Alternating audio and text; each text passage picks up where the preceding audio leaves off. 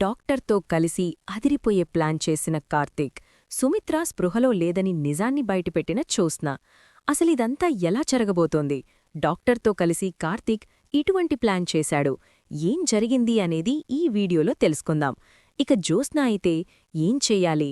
ఆ రిపోర్ట్స్ రేపు మార్నింగే డాక్టర్ వచ్చి ఇచ్చేస్తుంది. ఈలోపు నేను ఏదో ఒకటి చెయ్యాలి అని ఆలోచిస్తూ ఉంటుంది. అప్పుడే ఇక జ్యోత్స్నాకి ఒక ఫోన్ కాల్ అయితే వస్తుంది. ఇక జ్యోత్స్న ఫోన్ కాల్లో మాట్లాడుతూ ఓకే, నీకు నేను అమౌంట్ పంపిస్తున్నాను అని అవతల వ్యక్తితో ఇక అమౌంట్ అయితే పంపిస్తుంది.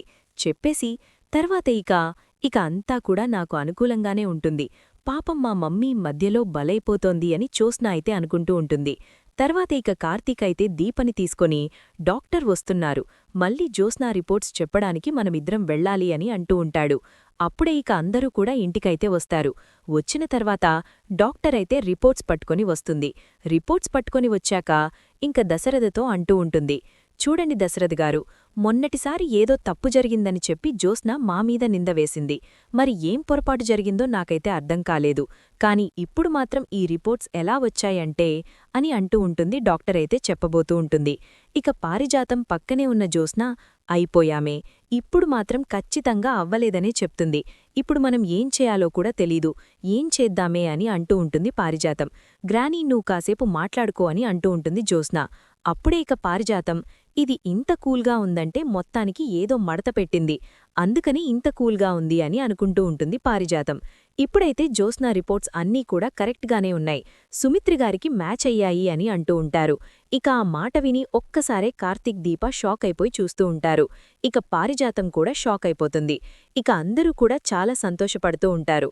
రేపే సుమిత్రగారిని ట్రీట్మెంట్కి హాస్పిటల్లో జాయిన్ చేయండి, ట్రీట్మెంట్ మొదలు పెడదాము, సుమిత్రగారికి ఏమీ కాదు అని అంటూ ఉంటుంది డాక్టర్ అయితే. ఇక డాక్టర్ అలా అనేసి ఇక వెళ్ళిపోతుంది. సరిగ్గా వెళ్ళిపోయేటప్పుడు అమ్మా అమ్మా అంటూ ఇక దగ్గరికైతే వస్తుంది శౌర్య దీప దగ్గరికి. ఇక శౌర్యని చూసి దీప, ఈ పాపెవరు, నిన్ను అమ్మా అని పిలుస్తోంది అని అంటూ ఉంటే, మా పాపే అని అంటూ ఉంటుంది దీప. అంటే నీకు ముందే ఈ పాప పుట్టిందా అని అడుగుతూ ఉంటే, అవును, కాని మా బావ కన్నతండ్రి కాదు అని అంటూ ఉంటుంది జ్యోత్స్న. అప్పుడే ఇక డాక్టర్ అయితే అర్థమైంది. దీప, సరే నేను వస్తాను అని చెప్పి ఇక డాక్టర్ ఏమీ మాట్లాడకుండా వెళ్ళిపోతుంది. అయినా దీపక్కిని శౌర్య కూతురా అని అడిగారు కాని అసలు శౌర్య కన్నతండ్రి ఎవరని ఆ డాక్టర్ అడిగిందా? ఎందుకలా చెప్తున్నావు నువ్వు అని అంటూ ఉంటుంది కాంచన. ఉన్నదే కదా చెప్పాను, లేనిదేమైనా చెప్పానా అని అంటూ ఉంటుంది జ్యోత్స్న. ఇక మీ గొడవ ఆపుతారా? జ్యోత్స్న, ఇక నువ్వు బయటికి వెళ్ళి చాలాసేపటికి రాకపోవడం, ఫోన్ స్విచ్ ఆఫ్ చేయడం ఇలాంటివి చెయ్యొద్దు. రేపే మీ అమ్మకి ట్రీట్మెంట్ మొదలుపెట్టేది కాబట్టి నువ్వు మాత్రం ఇంట్లోనే ఉండాలి అని అంటూ ఉంటాడా దశరథ అయితే. సరే డాడీ అని చెప్పి జ్యోత్స్నాలు లోపలికి వెళ్తుంది. ఉసేం, ఏం చేశావే? ఆ డాక్టర్ని బెదిరించావా, భయపెట్టావా, లేకపోతే డబ్బులిచ్చావా? ఏం చెప్పి మార్చావే? ఆ రిపోర్ట్స్ నీకే అనుకూలంగా వచ్చాయని చెప్తోంది అని అడుగుతూ ఉంటుంది పారిజాతం. అవును, నువ్వు చెప్పిన ప్రశ్నలన్నిటికీ కూడా ఒక ఆన్సర్ అయితే నిజమే.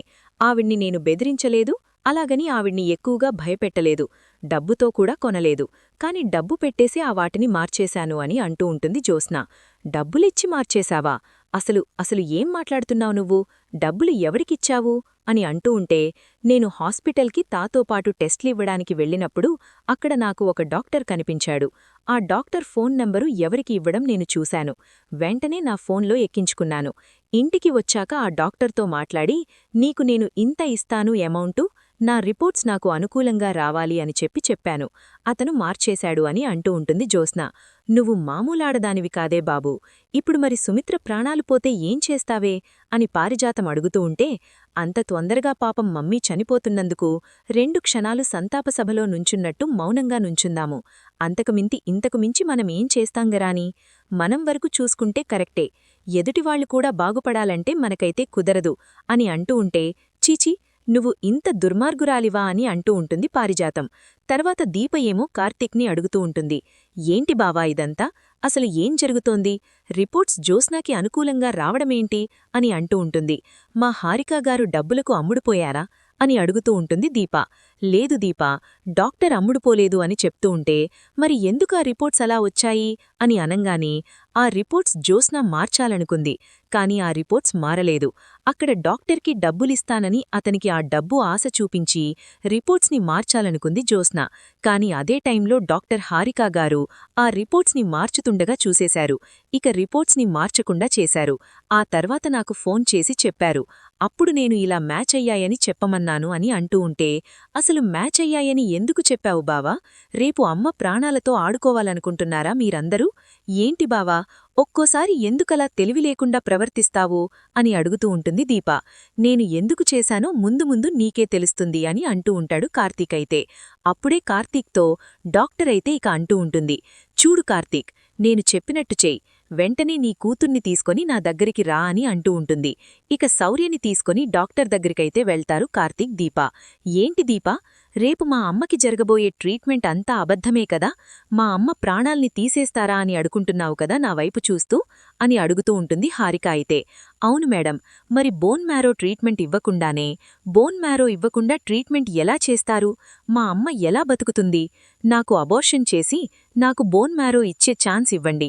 మా అమ్మని బ్రతుకు బతికించనివ్వండి అని అంటూ ఉంటుంది దీప. ముందు కార్తీక్, నేను అదే మాట్లాడుకుందాము. నీ కడుపులో ఉన్న బిడ్డని చంపుకొని మీ అత్తని కాపాడతావా అని నేను అప్పటికి కార్తీక్ని అడిగితే, ఇంతకన్నా మాకు వేరే ఆప్షన్ లేదు. బిడ్డపోతే మరో బిడ్డ వస్తుంది. కాని మా అత్తయ్య బ్రతకాలి. మా అత్తయ్య లేకపోతే ఆ ఇల్లు చీకటి అయిపోతుంది అని బ్రతిమలాడాడు. నాకు చాలా ఏడుపొచ్చింది. తర్వాత దశరథిగారి ఇంట్లో నేను మీ కూతుర్ని చూశాను. అప్పుడే నీ కడుపులో ఉన్న బిడ్డగాని సుమిత్రగారికి ఎటువంటి ప్రమాదం లేదని నాకప్పుడు క్లారిటీ వచ్చింది అని అంటూ ఉంటుంది డాక్టర్ హారిక. ఏంటి డాక్టర్ మీరనేది అని అడుగుతూ ఉంటారు ఇద్దరు కూడా. అప్పుడే ఇక కార్తీక్, దీప ఆశ్చర్యపోతూ అడుగుతూ ఉంటే, శౌర్య బోనిమ్యారో ఇచ్చి సుమిత్రగారిని కాపాడేది. వాళ్ళిద్దరూ అమ్మమ్మ మనవరాలు కాబట్టి దీపరక్తమే శౌర్యలో కూడా ప్రవహిస్తుంది. అలాగే వీళ్ల ముగ్గురి మధ్య బ్లడ్ రిలేషన్ ఉంది కాబట్టి ఖచ్చితంగా శౌర్య బోన్ మ్యారో కలుస్తుంది అని అంటూ నిజాన్ని బయటపెడుతుంది. దాంతో కార్తీక్, దీప ఎంతో ఆనందపడిపోతూ ఉంటారు. మీరు చెప్పింది నిజమే డాక్టర్ అని అంటూ ఉంటే, అవును కార్తీక్, నిజమే. నిన్నటి వరకు ఒక మాట, ఇప్పటి వరకు ఒక మాట చెప్తున్నాను వినండి. మీ కడుపులో బిడ్డకి ఎటువంటి ప్రమాదం జరగదు అని అంటూ ఉంటే, మరి రేపు బోన్ మ్యారో తీయకపోతే జ్యోత్స్నాకి కూడా తెలియదు కదా అని అంటూ ఉంటుంది దీప. జ్యోత్స్నాకి తెలియకపోవడానికి జ్యోత్స్నాకి మొత్తుమంది ఇస్తాం కదా. తనకేం తెలియదో తను ఇచ్చామని చెప్తుంది. ఇచ్చిన తర్వాత మ్యాచ్ అవ్వక సుమిత్రగారు చనిపోతారని, తర్వాత మామీద నిందవేయాలని తను ప్లాన్ చేసింది. కార్తీక్ మాకు అన్ని విషయాలు చెప్పాడు అని డాక్టర్ హారిక అయితే అంటూ ఉంటుంది. అప్పుడే ఇక శౌర్యని టెస్ట్లకిచ్చాను. ఆ టెస్ట్లు రాంగానే రేపు బోన్ మ్యారో ఇచ్చేది సుమిత్రగారికి శౌర్యని అని అంటూ ఉంటుంది హారిక అయితే. అప్పుడే ఇక దీప, కార్తీక్, ఇక మీకు ఏమీ తెలియనట్టే ఉండండి. శౌర్యని నాకు అప్పచెప్పండి. సుమిత్రగారి ఆపరేషన్ సక్సెస్ అవుతుంది అని అంటూ ఉంటుంది డాక్టర్ అయితే. ఇక తర్వాత ఉదయం సుమిత్రను తీసుకుని హాస్పిటల్కైతే వస్తారు. వచ్చిన తర్వాత ఇక జ్యోత్స్న కూడా వస్తుంది. ఉసే జ్యోత్స్నా, నాకు చాలా భయంగా ఉంది అని పారిజాతం అంటూ ఉంటే, ఎందుకు గ్రానీ భయపడుతున్నావు? మన చేతికి మట్టి అంటకుండా మా మమ్మీ పైకి పోతుంది. అదే కదా మనకి కావాల్సింది. రిపోర్ట్స్ జ్యోత్స్నాకి మ్యాచ్ అయ్యాయని ఆ డాక్టరే చెప్పింది. బోన్ మ్యారో ట్రీట్మెంట్ కూడా ఆవిడే చెప్తానంది. చేస్తున్నానంది కాబట్టి మన మీదికి ఏమీ రాదు. ఆపరేషన్ ఫెయిల్ పోయిందని చెప్తారు తప్ప ఇక నాకు మాత్రం ఎటువంటి రూమర్స్ రావు. నువ్వేమీ భయపడకు అని అంటూ ఉంటుంది జ్యోత్స్న. తర్వాత ఇక బోన్ మ్యారో ట్రీట్మెంట్కి సుమిత్రనైతే ముందు తీసుకువెళ్తారు. సుమిత్రని తీసుకువెళ్లిన తర్వాత అప్పుడే ఇక డాక్టర్ వచ్చి, భయపడకండి దశరథగారు, నేనున్నాను కదా, నేను చూసుకుంటాను. సుమిత్రగారికి ఏమీ కాదు. మీకు నేను మాట ఇస్తున్నాను. ఆవిడికి ఇప్పుడే మొత్తు ఇంజెక్షన్ ఇచ్చాము. తని ఇప్పుడు స్పృహలో ఉండదు. భయపడకండి, తనకేమీ తెలియదు. మత్తులో పడుకున్నట్టే ఉంటుంది డాక్టర్ అయితే అంటుంది. ఇక డాక్టర్ అలా అనడంతో అప్పుడే ఇక జ్యోత్స్న అయితే, నేను ఒకసారి మా మమ్మీని చూసొస్తాను అని అంటూ ఉంటుంది జ్యోత్స్న. సరే జ్యోత్స్న, తొందరగా రా, నీకు కూడా నేను ఇంజెక్షన్ చెయ్యాలి అని అంటూ ఉంటుంది డాక్టర్. అప్పుడే ఇక జ్యోత్స్న అయితే లోపలికి వెళ్తుంది. ఇక డోర్ అయితే వేసేసుకుంటుంది. కాని ఆ రోజు నర్సుకి మొత్తు ఇంజెక్షన్ చెయ్యమని చెప్తుంది. కాని అసలు మొత్తు ఇంజెక్షన్ ఇక చెయ్యరు. సుమిత్రగారికి మొత్తు ఇంజెక్షన్ ఇచ్చేశావా అని నర్సుని అడుగుతూ ఉంటుంది డాక్టర్. తర్వాత డాక్టర్ అయితే, లేదు డాక్టర్, ఇప్పుడే వెళ్తున్నాను, ఇస్తాను అని అంటూ ఉంటే, ఓకే, రెడీ చేయండి అంతా కూడా అని అంటూ ఉంటుంది డాక్టర్. అప్పుడే ఇక ఇచ్చేశారేమో మొత్తం. స్పృహలో లేదనుకొని ఇక వెంటనే జ్యోత్స్న అయితే సుమిత్ర దగ్గరికి వెళ్ళి, సారీ మమ్మీ, ఇన్ని రోజులు నువ్వు నన్ను పెంచి పెద్ద చేశావు, నా మీద ఎంతో ప్రేమని పెంచుకున్నావు, కాని ఈరోజు నీకు నేను ఎటువంటి ఉపయోగం లేకుండా పోతున్నాను. సారీ మమ్మీ, ఇక నిన్ను నేను దూరం చేసుకుంటున్నాను. నువ్వు నా కన్న తల్లివి కాకపోయినా సరే నన్ను ప్రేమగానే చూసుకున్నావ్. కాని ఏ రోజైతే నేను నీకు పుట్టలేదని, నేను ఇంటి వారసురాలిని కాదని దాసు కూతుర్నని నిజం తెలిసిందో ఆ రోజునుంచి నీమీద, డాడీ మీద, తాతయ్య మీద, అసలు ఇంటి మీద ఉన్న ప్రేమ అంతా కూడా పోయింది మమ్మీ అని అంటూ ఉంటుంది జ్యోత్స్న. అయితే అప్పుడు ఇక స్పృహమవే ఉంటుంది సుమిత్ర. సారీ మమ్మీ, నేనే రిపోర్ట్స్ మార్చేసి మ్యాచ్ అయ్యాయని అబద్ధమాడించాను. ఇప్పుడు నువ్వు బోన్ మ్యారో ట్రీట్మెంట్తో అవి మ్యాచ్ అవ్వక పైటిపోతావు, ఇక నువ్వు బ్రతకవు అని అంటూ ఉంటుంది జ్యోత్స్న. ఈలోగా దీపే నీ కన్న కూతురని ఎవ్వరికీ నిజం తెలియకుండా ఆ దీపని, ఆ శౌర్యని కూడా చంపేస్తాను. ఈ ఆస్తి మొత్తానికి నేనే వారసురాలినవుతాను అని అంటూ ఉంటుంది. అలా అన్న తర్వాత అప్పుడే ఇక నర్సైతే ఇంజెక్షన్ చేయడానికి వస్తుంది. మేడం, మీరు కాస్త బయటికి వెళ్తారా అని అంటుంది తప్ప ఇంజెక్షన్ చెయ్యలేదు అనే మాట అనదు. అప్పుడే ఇక లోపలికి వెళ్తుంది డాక్టర్. అయితే అలా మొత్తం ఇంజెక్షన్ చేసిన తర్వాత ఇక సుమిత్ర అయితే చాలా ఏడుస్తుంది. దీపే నా కన్న కూతురా అని అనుకుంటూ ఉంటుంది. అప్పుడే ఇక నర్సు బయటికి వచ్చి ఆవిడకి ఇప్పుడే మొత్తం ఇంజెక్షన్ ఇచ్చాను, ఇప్పుడు ఆవిడ మత్తులోకి వెళ్ళింది అని అంటూ ఉంటే ఒక్కసారి షాక్ అయిపోతూ, మరి ఇప్పటివరకు